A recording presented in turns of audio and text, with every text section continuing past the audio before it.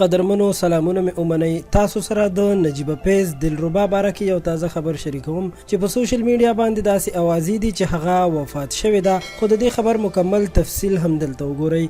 درنو دوستانو، نجیبه فیض چې یو مشهوره اداکاره ده چې د پښتو په ډیرو ډرامو کې کار هم کړی دی، اوس په سوشل میډیا باندې د هغې د مرګ باره کې خبر شیر کیږي چې هغه وفات شوې ده. څه موده وړاندې داسې یو ویډیو هم راغلی وه چې د هغې پکې سر او لاسونو باندې پټۍ شوې وې او هغه پکې زخمی حالت کې و او داسې ویل کېدل چې هغه وفات شوې ده. د دې خبر باره کې موږ نه ډېرو ملګرو غوښتنه کوله، نو موږ مجبور شو او د نجیبه فیض نږدې منیجمنټ سره مو رابطه وکړه چې هغوی وویل دا هسې هوایي خبرې شوي دي او هغه ژوندی ده. د اکسیډنټ باره کې ویل کېږي چې دغه یې د ټیک ټاک لپاره ویډیو جوړوله او هسې د یو طنز او مزاح لپاره په سوشل میډیا باندې د وایرل کولو لپاره اپلوډ کړې وه.